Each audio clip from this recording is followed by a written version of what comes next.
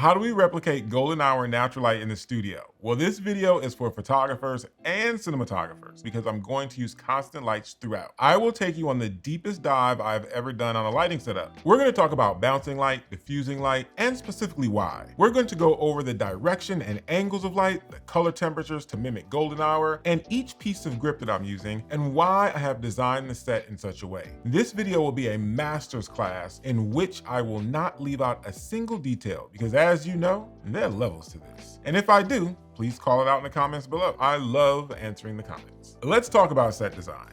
For this shot, I am envisioning a fashion shoot in an old factory building with painted chipped walls. So I'm using two gravity hand-painted backdrops.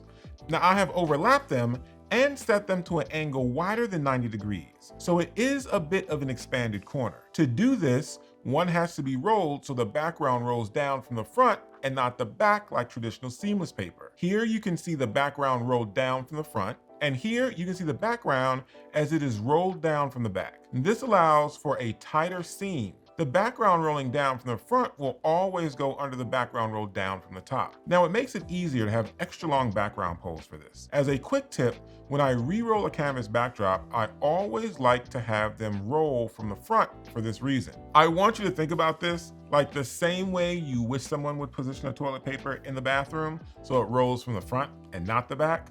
So I buy 10 feet lengths of electrical conduit from the hardware store and buy one so that its diameter is slightly smaller than the other. And then I slide them into one another and lock them in place using gaff tape to make a longer pipe. A very inexpensive way to get up to an 18-foot crossbar, and I always leave about 2 feet or more inside the other for added support. You can even use a wooden dowel inside of one of the pipes along with gaff tape to get more length as well. As you see, we are about to get detailed.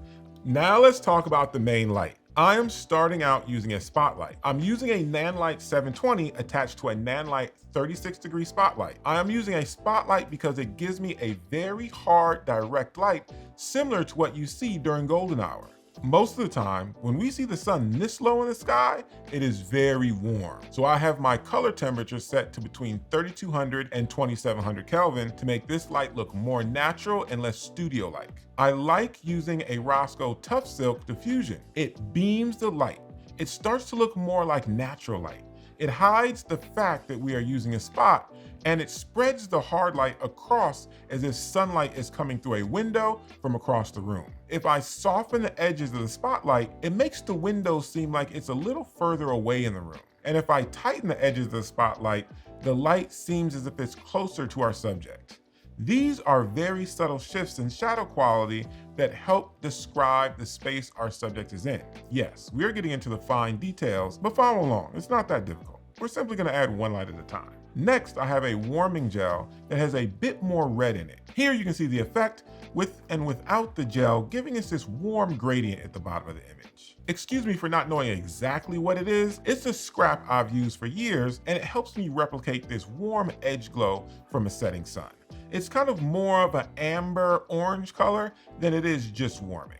I use it at the bottom edge of my frame to imitate the extreme warm glow you can get from the bottom edge of the horizon just as the sun is at its lowest point in the sky. I tape this to the silk diffusion and I adjust its position by raising and lowering the C-stand with the silk diffusion roll on it. Also, to attach the roll of diffusion, I use a small A-clamp and a Cupo grip arm. Now for our next light, an FS300C.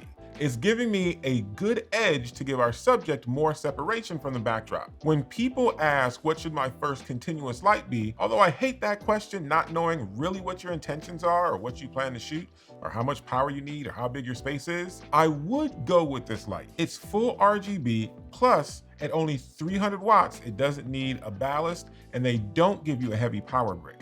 It's all internal and priced very well. For this light, I am bouncing it into a V-flat to give the effect of our sunlight bouncing off of a wall and coming back and hitting our model. It also allows me to have a very subtle fill if I want to shoot from this angle and have some light in our subject's eyes. For dramatic effect, I have it set to an orange amber color to be even warmer than the spotlight. Sometimes I would shoot with it over my back and dial it up to become more of a main light. Though it starts to reduce the feel of natural light, sometimes it's okay to just go with what looks good and always experiment if there is time and it's appropriate. Next is my fill light. Here you can see it added to the shot. I'm using a glow 8x8 frame fitted with a TRP magic cloth. So first let's talk about this frame setup. To make it easy to move around, I mounted the frame to a Kupo rolling stand using 2 grip arms. The top arm is just attached to a grip head and directly to the ears that come with the frame. On the bottom arm, I'm using a Kupo 3-way clamp that many don't know about, and another grip head and grip arm, again, attached to the ear that comes with the frame.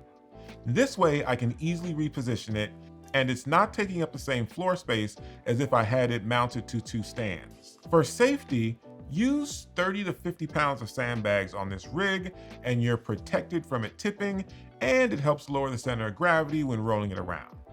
Next, let's talk about the diffusion I use. For my fill lights, I want them as shadowless as possible. I find the TRP magic cloth, not a silk, gives me the most diffused light possible, except for using milky plexiglass, which isn't that efficient. It gives me more diffused light than full grid cloth or any synthetic or natural silk that comes standard in most frame kits. And speaking of frames, I'm using the Glow 8x8 frame, which is simply the most economical, portable, and easy to set up on the market. It is a piece of kit I have zero regrets with. It even comes with these bungee cords, so you don't need to tie knots, and all your fabrics are attached with good tension. I'm using a panel light to fill the frame and give me a wide spread of light. I could use a COB light, but I would have to position it further from the frame versus this panel light. I'm using the Nanlite Alien because it can be tuned to any color, and I want that flexibility for this setup. I want my shadows to have a cool interior daylight color to them, but I'm also bouncing back between using blue and 8 to 10,000 Kelvin for creative effects. This kind of replicates the little kickback of blue sky that you would get even during magic hour, going into blue hour. In most cases when I'm using hard natural light, the shadows will always be cooler than the direct light hitting your subject. For this light, again, I'm going for a creative effect, and so I'm dialing it into my preference. I'm not taking this part too scientifically. So now let's talk about camera settings. Since I'm using continuous light, I have my ISO at 800 at 1/200th of a second at f4. So at times I may be at f5.6 and I'll go to 1/100th of a second. And if I wanted an even lower aperture, then I would start lowering my ISO. Not that the images are dirty, but I'd rather have them be as clean as humanly possible. Most video cameras have a base ISO of 800, so it's easy to transition to shooting video under the same exact lighting conditions, in which I would be around f8 at 24 frames per second with a 180-degree shutter angle, or 1/48th of a second shutter speed for cameras without shutter angles. This shoot was inspired by natural light and golden hour. I played with the color and tone for dramatic effect, and if I wanted to replicate golden hour exactly, I would scout real references for both the set, the lighting ratios, and the color temperatures of the direct sunlight versus the shadows, and use the same lighting techniques I'm showing you here to shape the light. When I did my final lighting diagrams for this shoot, the main light metered at f4 with the color temp being about 2,436 Kelvin and dropping to 1,847 Kelvin at the bottom of the slash of light where we added the gel. The diffusion added a bit of warmth as well. And my edge light was set 3 to 4 stops below, and so it was giving me an orange that was out of the range of any Kelvin reading. My fill light was set 2 stops below my main light, and it was registering a color temperature of 16,168 Kelvin. And as I'm shooting, I'm constantly making changes, but at any point I can remeter my set to more quickly get back to my baseline. This setup is not hard to try in your own house. Just use a corner. Don't have a spotlight? Use a 10-degree grid or a snoot made from tinfoil. Don't have an 8x8 frame? Hang a bed sheet. Don't have a V-flat? Bounce the light off an opposing wall. Don't have RGB lights? Then use warming and cooling gels. Because there are no excuses. Just try it out and see what you can get. Meter your lights, take notes, and pick up where you left off if you didn't get it the first time, until you get a point where you can just eyeball this and set it up when needed. Because as you know, my name is Sesay, and there are levels to this. Please like, comment, subscribe to get more content like this on Adorama TV, and check out my playlist for more videos that I've done for Adorama. We're up to over 30 videos by the time you're watching this one, and I'm excited to bring you much more.